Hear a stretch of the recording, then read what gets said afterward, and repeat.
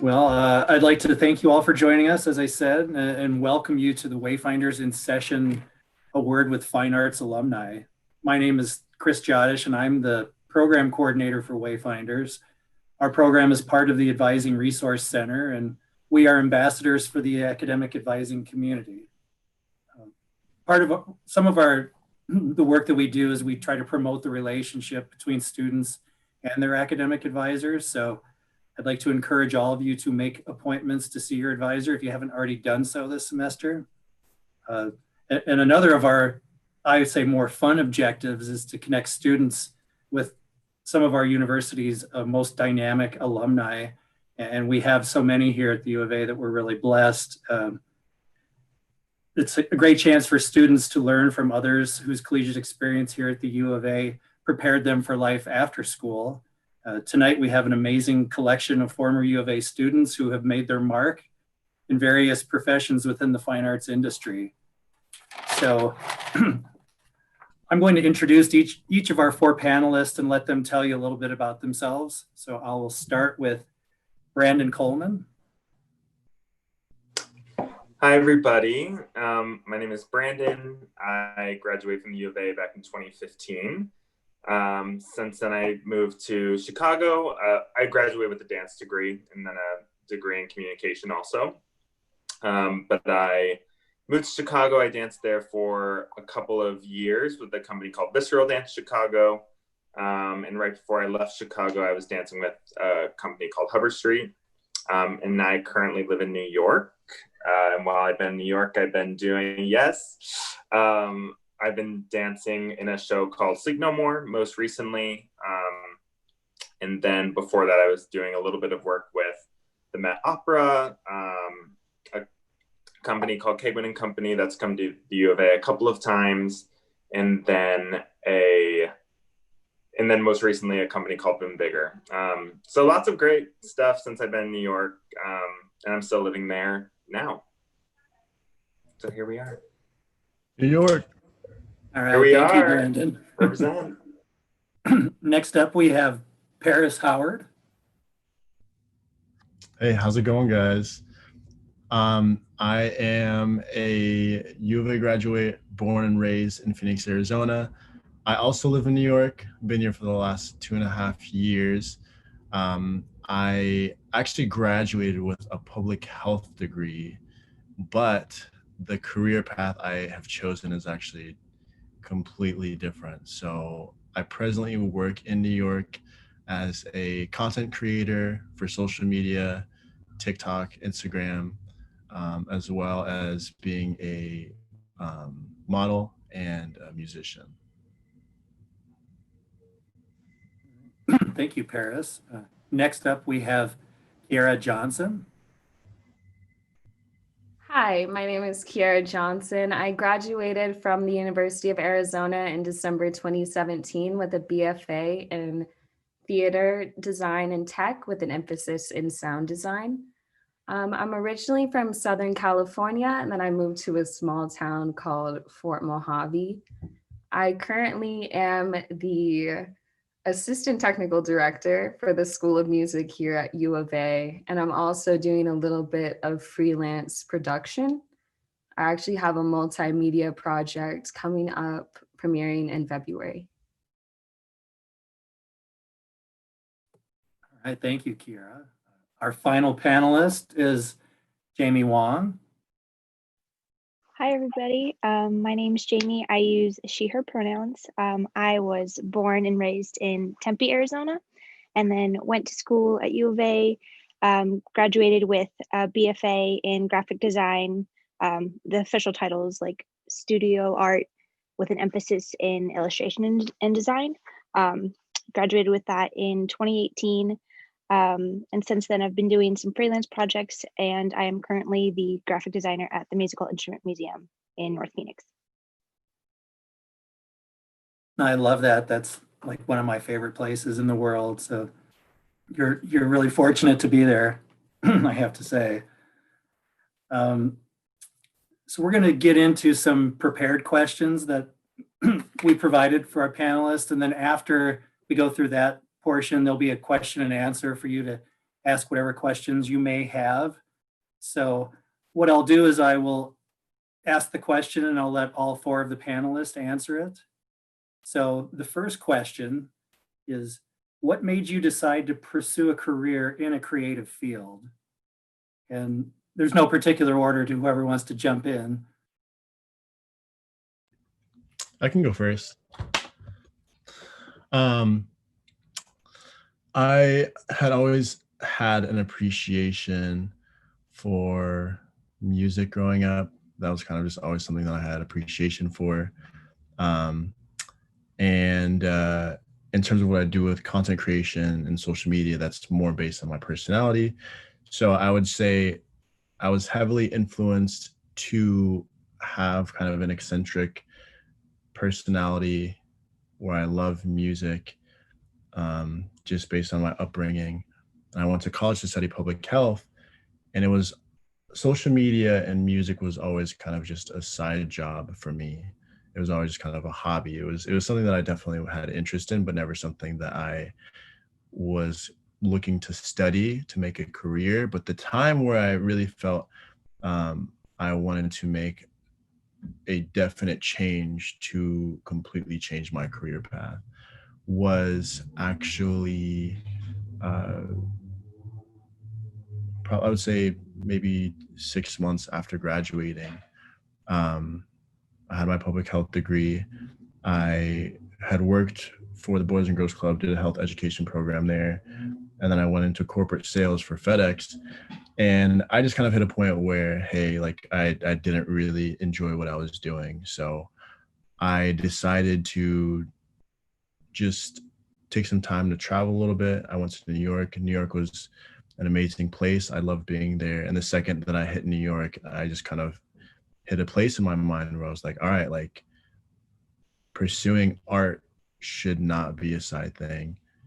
And I actually have the ability to make it my career. And it was kind of just that moment. It was just like a flicker of a light above my head that just made me realize pursuing a career in art is a possible thing and that I should do it because I'm passionate about it. I should make that my career.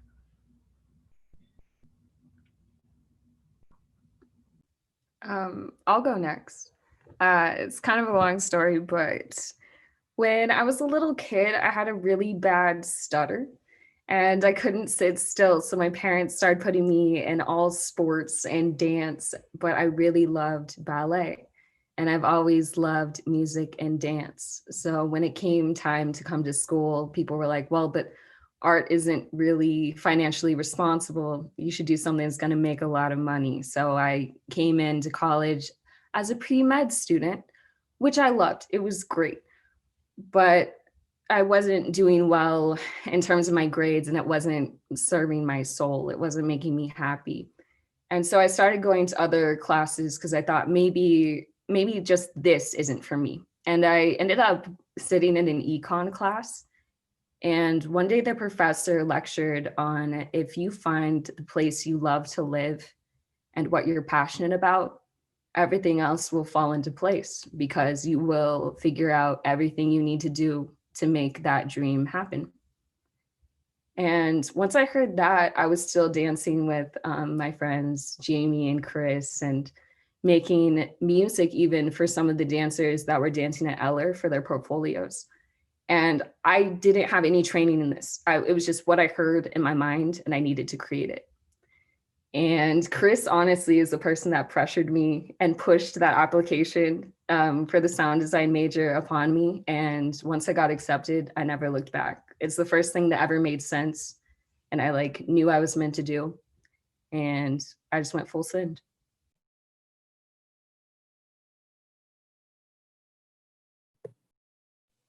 I'll go next. I think for me, it's always just been a thing that I've wanted to do. I think I was danced from a very young age. And then once I got to high school, you kind of have that junior year moment of, okay, now I need to decide what I want to do with my life, what it feels like, at least when you're in high school. And the thing was I could go to U of A if I got a second degree. So I got into the dance program, which was all I wanted. And then my mom said I had to get a second degree. And then it'll be fine. Just in case it didn't work out. But I think there just became a moment where I was like, I don't want to do anything else. I like love dancing. I love teaching. I loved creating. With all those things, there felt like enough avenues where if dancing stopped, there would be another artistic outlet from that. So it's not just this one path of once you're done dancing, you're done dancing. And then you have to become an accountant because that's what people do. So for me, it was really about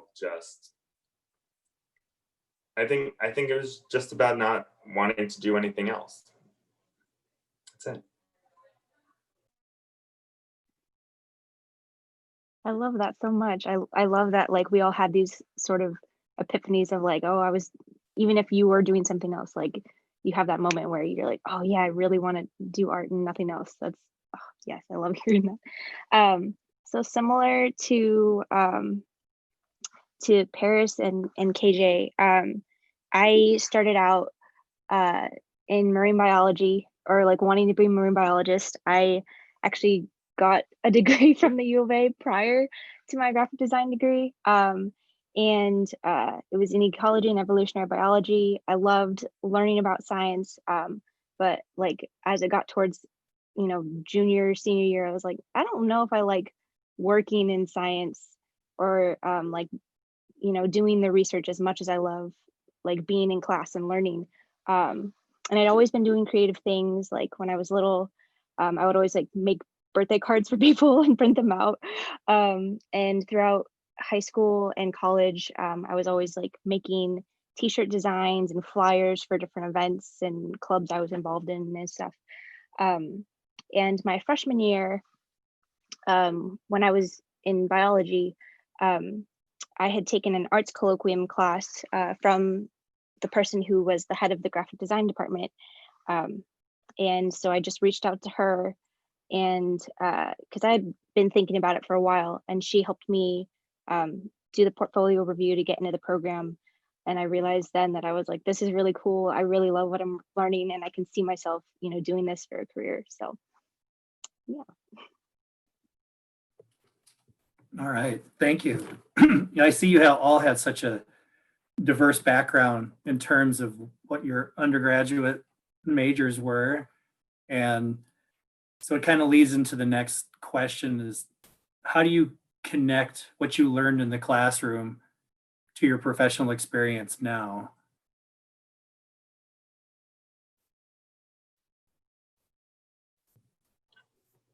I think for me, the big one was work ethic. Like U of A has a great dance program, and I'm really proud to say that I came from U of A. And I think they push people really hard at the school. I mean, it's a public university, but they run it like that's all you have to do. Like you don't have to go to other gen eds or anything else, even though you do. So I think they kind of throw you in the deep end, and then once you hit the real world, you're ready to navigate it for yourself. So I think that's probably the biggest one that they've helped me with. I'll go next. I would say probably similar to the dance college, the theater college, you have to do shows the entire time you're in your undergrad. So you're doing your full-time schoolwork, but then you're also working almost a full-time job. And then if you have to work a full-time job, you're also doing that. And yeah, U of A for arts, it definitely is like, this is your life. You are already in the career. And it taught me a lot of important lessons about setting boundaries, the importance of networking, and the importance of cultivating organic relationships. You should know a lot of people, but only if you genuinely want to know them and continue working with them. If you don't wish to cultivate certain relationships or you don't feel that they're beneficial to your growth, you probably shouldn't feed into those. So that's definitely some of the valuable lessons that the 4 years taught me. I'll go next. Yeah, and in a very similar way, I think one of the best things I learned was how to develop relationships and create connections with a diverse group of people. When you're in college, you're meeting all types of people from all different states, from all over the country.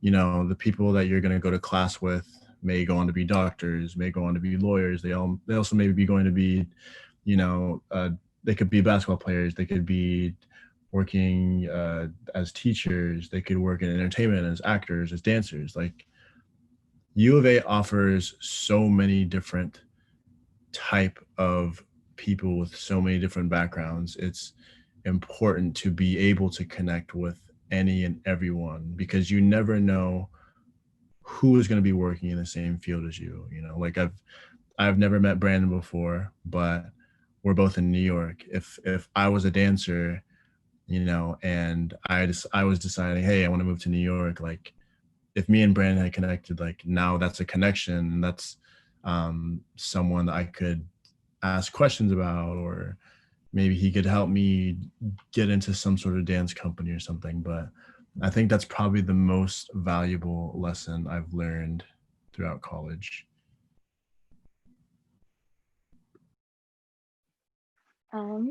For me, obviously the technical side of design things I use, every day at work. Um, I think U of A, specifically the School of Art program and the design program, teaches you a lot of conceptual thinking as well, which is different than some design programs from other people that I know.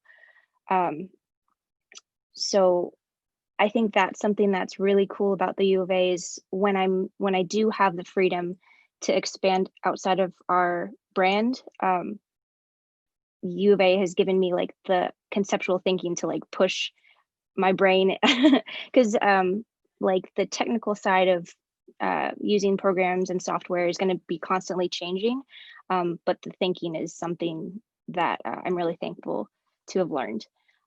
Also being able to uh, accept and give feedback in a constructive way, um, and how to really present your work, because when you're applying for jobs or when you're showing your portfolio to someone, you don't have very long to make an impression on them, and that's honestly something that I still really struggle with sometimes, but learning how to convey your work and put it in the best light in that short amount of time that you have with someone. Right. We had a question from one of the guests that seems to really tie in right with what we're talking about right now in terms of networking. And so I was going to let Michael ask a question right now.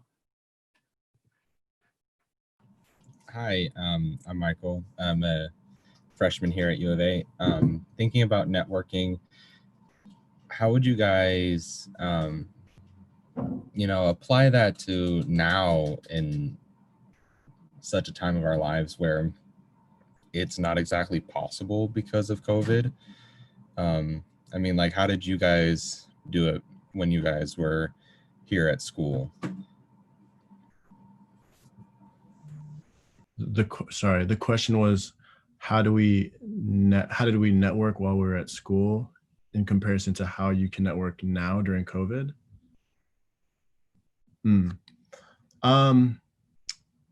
It kind of goes back to how I made a lot of connections back in college. Obviously in person is the best way you can meet people, but a way that I stayed in touch with a lot of people was through social media.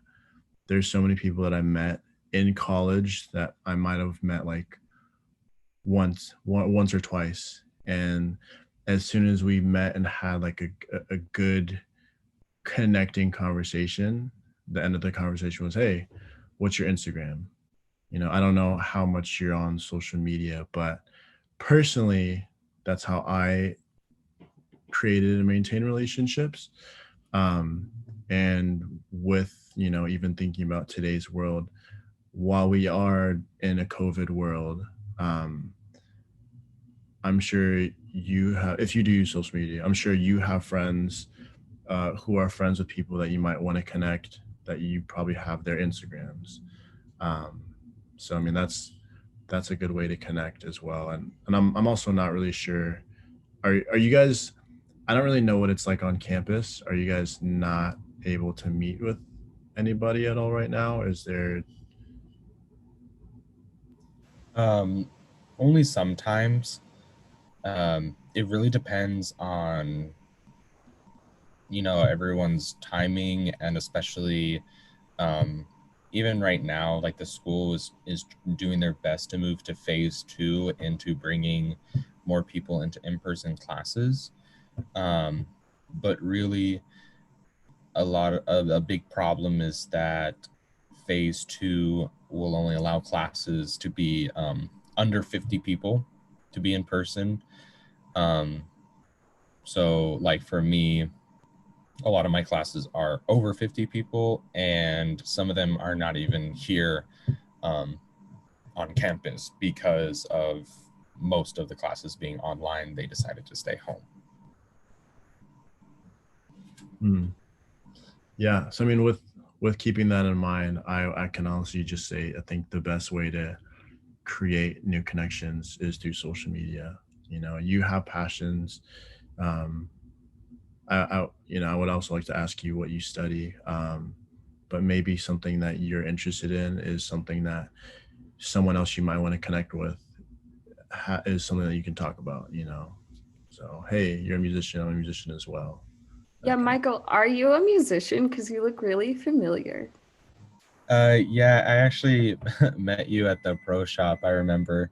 Yeah, I'm a pianist and a composition, a piano performance composition emphasis major is what it is.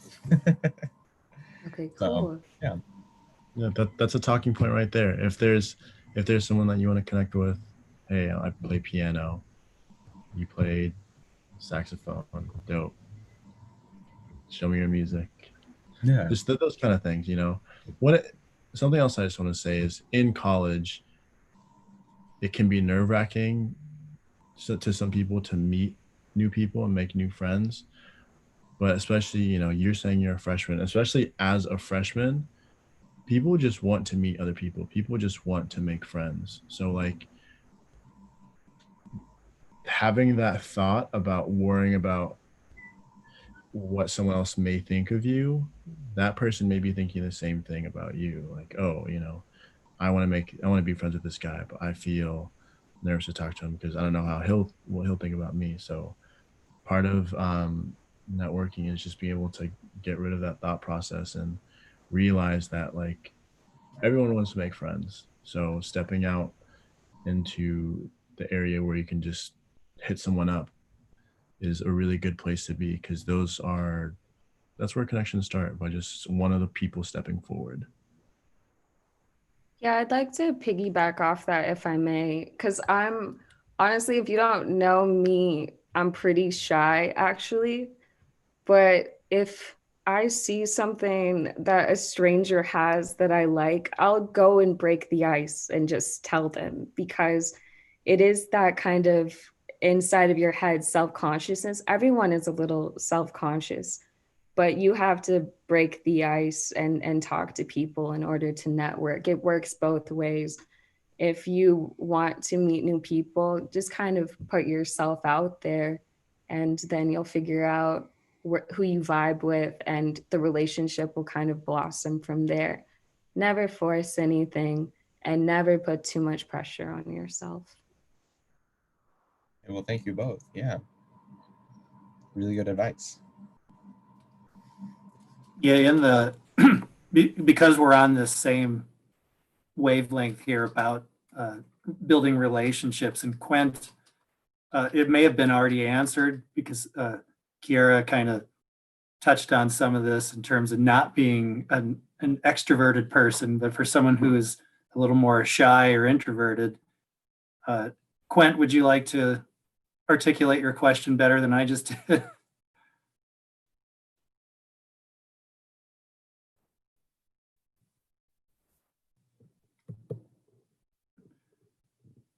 Well, I'll just continue on.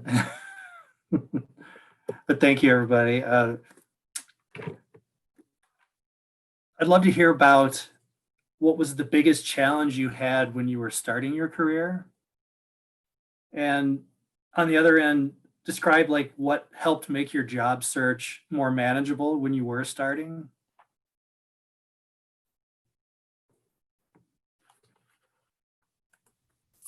Can I start this one? Okay. Absolutely. I would say my biggest challenge when I first graduated was finding my own voice. There was a lot of noise around me on what people wanted me to do with my degree once I got it. So they're like, oh, well, you did sound design and you made it. So it's in the entertainment field. So you need to go to LA, or you need to go to New York, or you need to go to grad school. And I was like, well, I don't want to do any of those things. So what are the other options here? And I just decided to do freelance and be my own boss because that's what felt right. I decided to stay around town and keep working in the various sound jobs and opportunities that I had here. And it ended up blossoming into a full-time position. I would say, I'm sorry, what was the rest of the question? Just like what did you do to like help make that job search more manageable for you? But it sounded like you kind of touched on that. Yeah, I just kind of back to what we discussed previously. I just used my networking abilities and kind of saw what was out there. I ended up getting my foot in the door because a friend introduced me to someone else, and it kind of just it happens like that a lot of times in the entertainment world and in the creative world. It's a domino effect of being in the right place at the right time. And I know that's kind of cliche, but that is what helped me get here.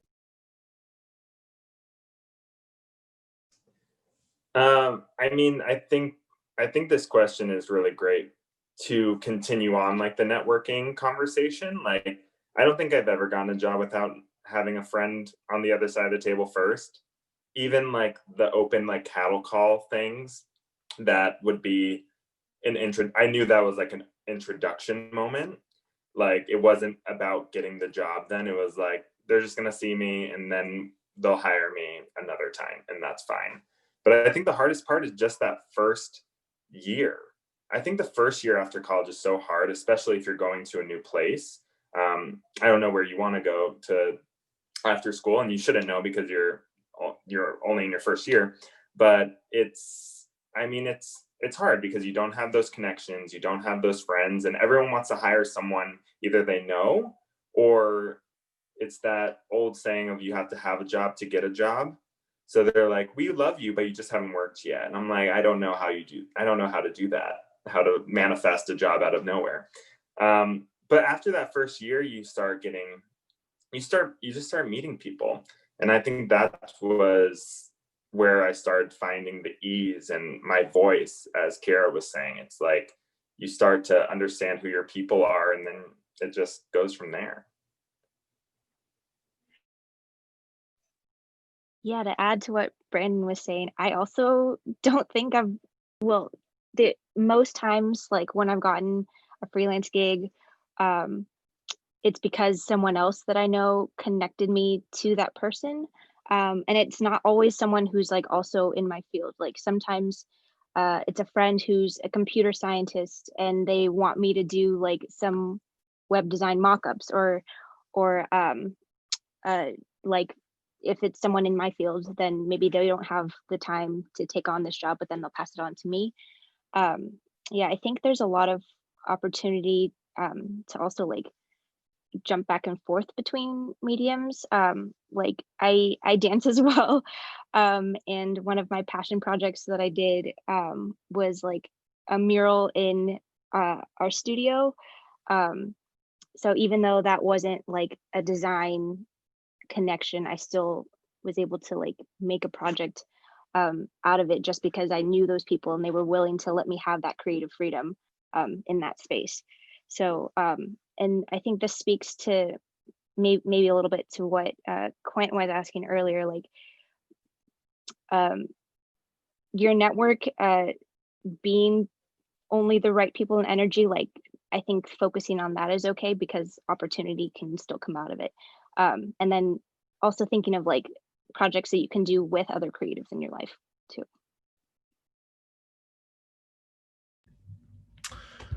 I think the biggest challenge I've had is having to overcome rejection or just the grind of it all.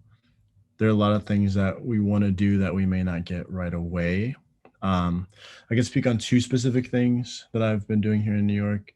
One for modeling. When I first came out here, I went to a bunch of open calls and hit probably like 4 or 5 different modeling agencies that all just like rejected me. And I didn't get signed until I went into like my 6th one. So, anytime you're pursuing a career in art specifically, because it's so specific based on a specific skill or even specific look or specific person, persistence is key. And once I hit that 6th modeling agency, they signed me right away. And through them, time went on, I got a lot more jobs. And after a year of working with this specific modeling agency, one of the agencies that rejected me wanted to sign me. So it's all about just being persistent, in whatever you're pursuing. Two, the other thing I could speak on is my career now as like a content creator in social media. Jamie, Kiara, and Chris have been following me on Instagram. Like we've had each other on Instagram for the last like 6-7 years, long time. But I've had Chris on Instagram for 9 years. Whoo! We've had each other on Instagram for a long time, and I never always had the initial idea that I wanted to be an influencer, like content creator. But I in the last, I would say like 3 years is where it was something that I really wanted to do. And I just consistently use social media just on a day-to-day for fun, with the idea that I wanted to reach a certain mark or a certain amount of followers. And I used it casually, and it didn't really pop off until this past summer, where I developed like an Instagram following of up to like 7,000 followers until this past May. And then towards the end of June, I had a video just go viral. And so now my Instagram is at 70,000 and my TikTok is at 300,000 plus followers. And, like I know these 3 people and they've been following me we follow each other for a while.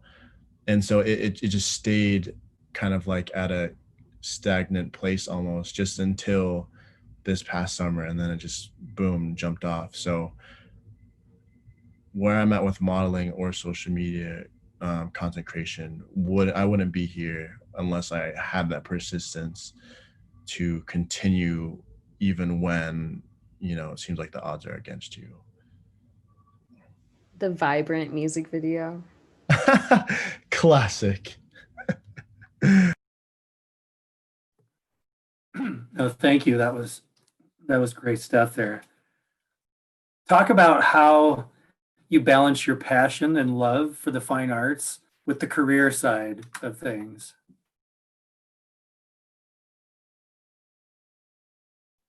Can I start this one? Yes, please. Okay.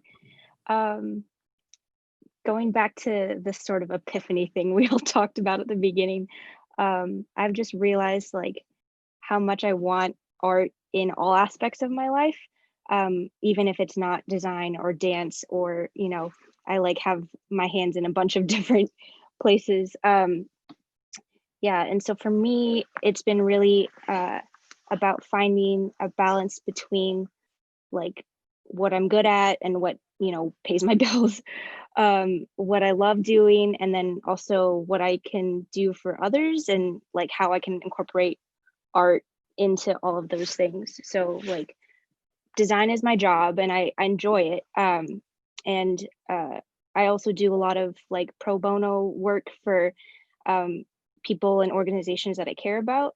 But then I also like after my 9 to 5, which is what I like about having an in-house creative job, is like it's compartmentalized to that time. So then outside of that, I can dance, I can do printmaking, I can paint, I can do whatever I want. And that's still keeping like myself creatively inspired. So Okay. So, in terms of my current career, I feel really blessed because I have a job where I get to do sound, but I also get to explore other technological aspects of design that I was already interested in. And so that's my career side. And I try and leave the 9 to 5 at the 9 to 5, but sometimes it crosses over. But I love what I do there and I'm really passionate about it. But a lot of times when I'm at my 9 to 5, I'm actually thinking about choreography or how I'm gonna mix that DJ set and things like that. So I try and mold some of them together. Like I'll try and take little bits of the 9 to 5. Like maybe I heard a classical song and I'm gonna use it in a point of design somewhere else in my personal because it sparked a joy within me. I try and find moments like that, and that's how I choose to balance my like career and then my personal joy as a designer.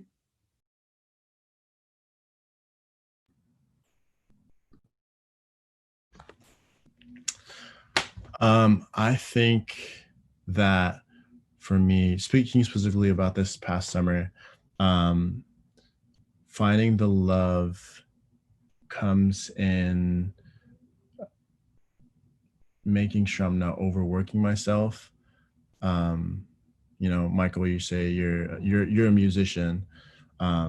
So as much as you love music, if you find yourself making music for 16 hours a day, eventually it's not going to be enjoyable.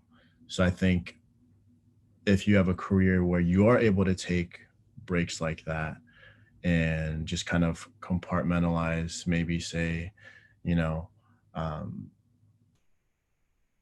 I'm not going to overdo this career and art passion of mine, and you're able to take a step back from it every now and then. I think that's very important. And I guess the way that I could just bring this to light is with content creation. Um, I make like dance type videos, um, but I make videos that are surrounding a movement called Black Boy Joy, where I am uplifting the Black community and disrupting the Black male stereotype by expressively dancing and lip syncing to like upbeat classic Black songs. So I found myself at a place where I was like, oh, this is cool. Like, this is working. People are liking this content. And I immediately thought, like, all right, like, let's do one of these every single day. So I was just like constantly thinking about it and doing it as much as I could. And it kind of got to a point where it was like, all right, like I'm not even really me. I'm not, I wasn't, I could have got to a point where I wasn't letting them be organic and fun pieces to make. And I was just overdoing it because I felt like I had to do it all the time. Um, and not everybody is able to take breaks. Not everybody is able to be at a place where, you can step back. But I think it is important to let your love be your love by not letting it overwork you in whatever way that looks like. I I mean, it's so hard, right? It's like a conversation. I always think of like I didn't expect this like when I was in school, but once I graduated and you start asking your art, your passion, your love to like start supporting you financially. And I mean, I always had it as like an emotional support, and now I have it as a physical support and a financial support and all these things. it's like having a relationship with someone and asking them for everything. It's like, I need you to make me laugh. I need you to be there when I'm crying. I need you there when I need to vent, and then I need you to be there when I want to vent about you. And it's just unfair. And it's hard when you're being paid this way. And it's, you know, for me, I was in a show where we had to perform 6 times a week. It was a show called Sleep No More, which is a 5-story immersive theater show in New York, and it's based on Macbeth. And I played a lot of dark characters. I either had to cry, or I had to cry like 3 times in a row every night, or I had to die 3 times in a row, and then some, or you had to like scale a wall and your body's just breaking, and then you had to like kiss like 6. It's like a lot of drama. So for me, I always had to have my own thing. Like I could make my own projects. And by own projects, I mean 30-second dance video. I'm like, I'm gonna go do this for myself so I can just reconnect to my love for this before I go to work, right? So it's like, yes, we want to have this thing support us, but we also need to give it space. We need to talk about revisit why we love it, why we do it, and just make it personal. It's like, I don't have to do this. I'm going to make a dumb dance video for a second, and then I'm not going to put it anywhere. It's just going to sit in my phone drive, or I'm going to post it, and then I'm going to get some virtual love for it. You know, a couple hearts here, a couple comments here. You know, but it is that ongoing conversation. It's hard, but it's fun. It's worth it if you let it. Thank you. That's wonderful. Because we are in a global pandemic, it's hard to separate that from anything that we're doing or everything that we're doing. And I'm wondering, how has the pandemic changed your work for the foreseeable future, and how have you adapted to the new reality?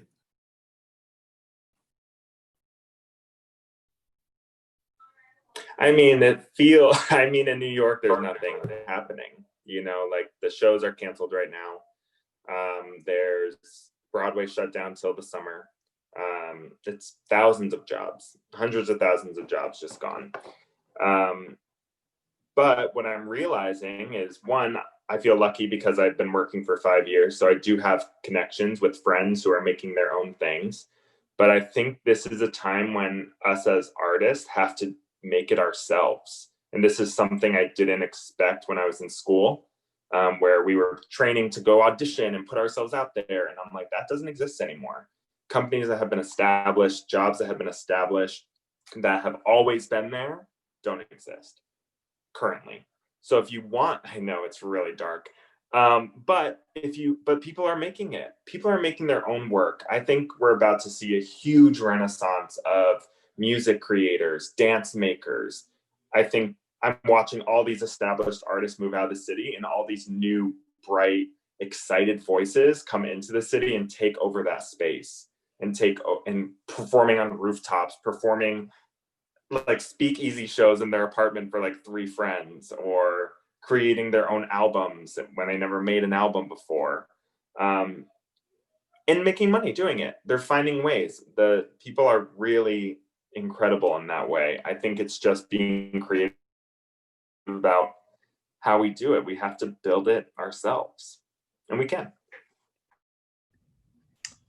And to piggyback off of that, one, I just connect the dots that you did, or Sign No More, or See No More, Sleep No More. I went to that last year. So cool. If you guys are ever in New York, you should definitely go to that show when it's open. All right. It's coming back. It's going to be great. And it's so fun. So fun. So cool. Interactive. Anyways. So for me, content creation I am able to work remotely. It could definitely be a lot more interactive with the community around me if things were more open. So the blessing is I'm able to work on content creation, but without having that more opportunities than I could have right now. Oh my God, is that true?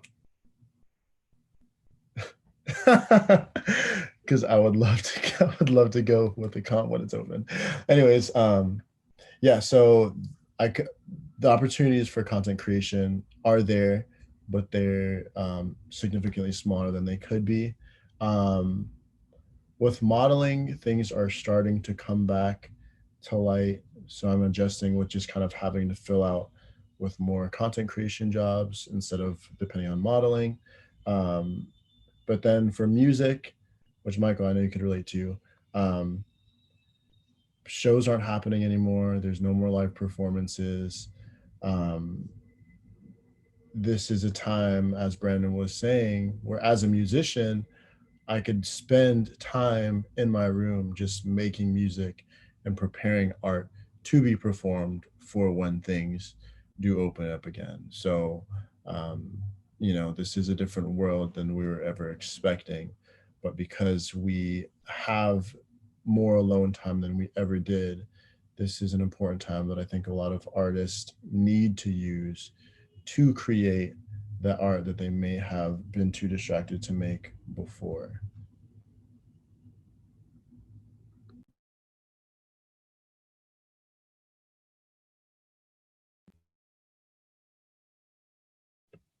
Okay, it wouldn't let me unmute for a second, but here I am. So I would say the greatest difference between before and now is that I don't get to do my garden concerts outside because it was a predominantly older audience. But in terms of now, I just do more digital production, which is something I was already leaning towards because I wanted to get more into film directing. So, in an odd way, it's more of the same or a little bit more work. We're streaming all performances digitally. We have to do just more pre planning and pre production and then post production. There's just an insane amount of steps and attention to detail that has to go into everything. And everyone is on edge, but it's okay because I'm just so grateful to make art and be around all these people that are passionate about what they do.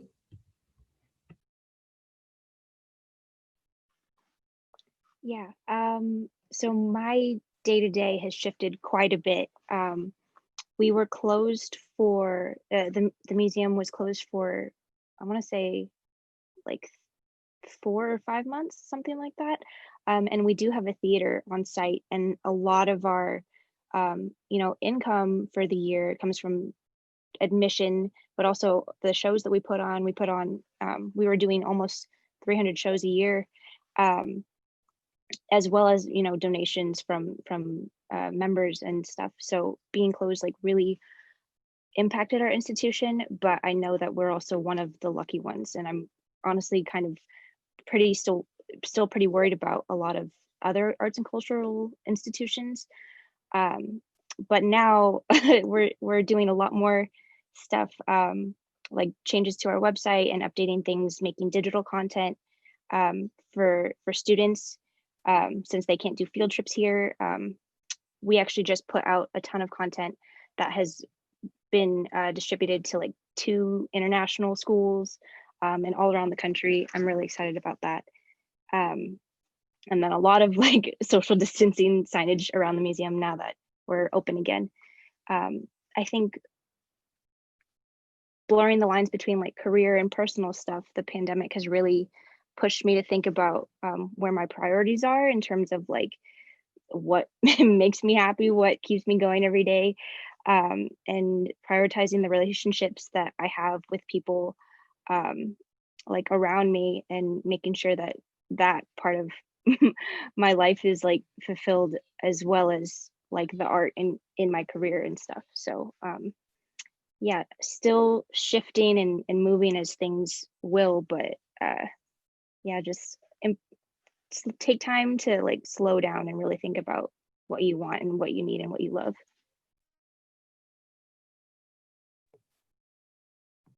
Yeah, I'm really looking forward to that renaissance of creativity that's just it's already hitting us and it's going to continue to, you know, I think whenever we are faced with challenges that people that can think creatively and not be bound by convention, I think are going to really thrive and survive. And so I am excited to see how things are going to go moving forward. Being mindful of our time, which is somewhat, it's coming to a close here. I would like to allow our guests to ask some questions right now. If you have anything, Michael, Quint, Marcus, this would be a great time. There's not many of us, so feel free to just ask your question. You don't have to go through the chat.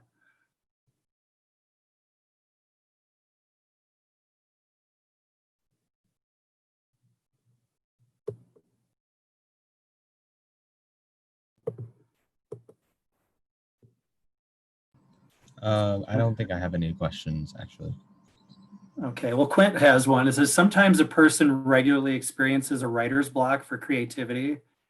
What are some things you all do to ensure you are constantly able to come up with work that is new and different? Great question. I guess I'll start this one. To be honest with you, Quint, I never am constantly able to come up with work. I gotta admit, I don't know anyone that is constantly able to churn out work like that.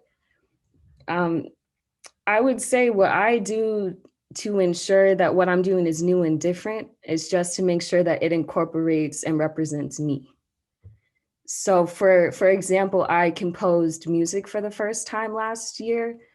And this is maybe just too vulnerable, but I'm an artist. So I did it because I was going to have a panic attack.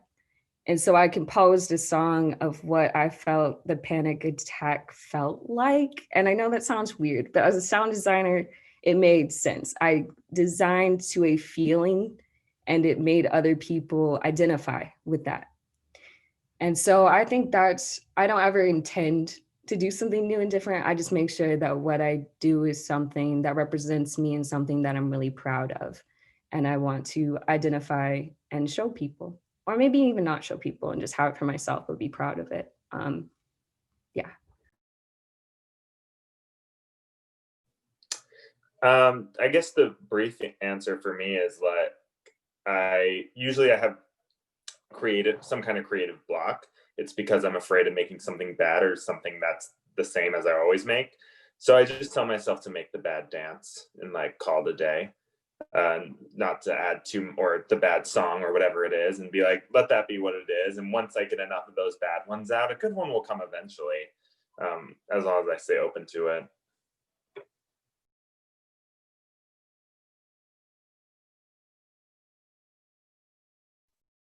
Yeah, building off of both what KJ and Brandon said, for me, anytime I create something that's not like a work project, it's more important for me for it to feel good or like connect with like what I'm thinking about rather than it be something like super innovative. Because a lot of the other artists that I know, like they just that's what I guess makes something personable and easy to connect to, if you are trying to like connect with other people. But that's also how I find the balance between like work and, you know, art for me. And yeah. Oh, I had another thought. I'll come back to it if I think of it. Sorry. In terms of what I do when I have writer's block, I do what I think a lot of artists do, and it may not be the best advice, but it's just it works for me a lot of times. But for example, if I'm stuck on a song, I'll just take a break from it and start writing another song. And a lot of artists do that with songs or like video projects. You'll start one video project and maybe go to another. For me, it's been helpful in some ways, because if I am stuck on one song, maybe I'll start another song that I'm even more inspired by. I've done this before, but I've started a song that I'm even more inspired by, and I finished that song at an even quicker rate than I did if I would have just stayed on the last song. My my perspective on this is that one of two things. One, sometimes projects that we may start, they may have like run its course in our mind or in our creative palette. So maybe that specific thing that we started on, maybe it doesn't affect us as much as it would anymore. Maybe it doesn't have the same, give us the same drive that we would have had when we first started it. And that's okay. Two, if it is something that needs to absolutely be done, you can't just drop it. I think it's just important to let some things kind of breathe for a little bit. So even if you are just taking a step back from something to work on something else, or you're just taking a step back from something, referring to even what Brandon said, to work on a different type of creative project. If you're drawing a painting and you want to, and you're stuck on it, and you feel like you need a break, you can take a step back and even just like journal, something like that. I think any other creative outlet is helpful and beneficial to continuing the kind of like a cog wheel of our creative mind to help us finish whatever else we're working on. If I could add to what I was going to say before, it was actually ties perfectly in with what Paris was just talking about. So exploring other mediums like yourself, but I'm very lucky that I'm surrounded by people doing creative stuff in a lot of different areas. And so I think in general, like finding people that inspire you or that you think are doing cool things, or just finding out like what you like and what speaks to you, I think as a whole, rather than just like within your the music that you make, or whatever medium you work in. Like even if you don't apply specifically like someone else's work or method or ideas, like Paris was saying, sometimes just seeing something cool will give me the like energy to try something new or to keep going on a project.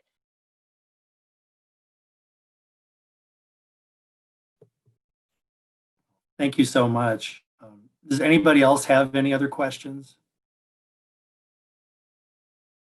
Been a lot of great information today, and it's always interesting to hear stories of people and what they've done and what they're doing. And I know it inspires me to be more creative in what I do, even though I'm not in the fine arts. And so I hope everybody else was similarly inspired. And yes, follow Paris on TikTok. That's good advice.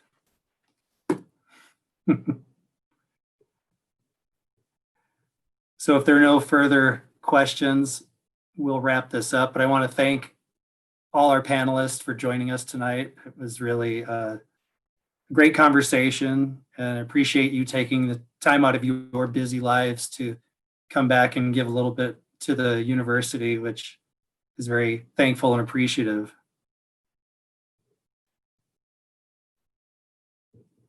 All right. So with that, goodbye, everybody. Thank you, everybody. Thank you, guys. Thank Nice you to for see having us. everyone. Nice Well, to see you too. Thank you we for have doing some- this. I wish I had this when I was in school. Me too. Thank you. It's been our pleasure, I assure you. And we're going to be doing more stuff like this. So it's definitely more fun than some of the run-of-the-mill things we do. So And thanks for the invite, Chris. So nice Yeah. of you to have us all. A little Yeah, reunion. of course. It's great. Yeah, I love that I was able to keep in connection with all of you at some capacity, and I know that like artists are usually left out of conversations when it comes to career, so I just wanted to bring the alumni that I do have connections with to help the current students out. Yes, we appreciate you. Thank you. Yeah, thank Bye, you. everybody. So nice meeting you all. I'll see you on the social media. Well, Bye, everyone. Bye. Good Yeah, talk. for sure. Goodbye, everyone.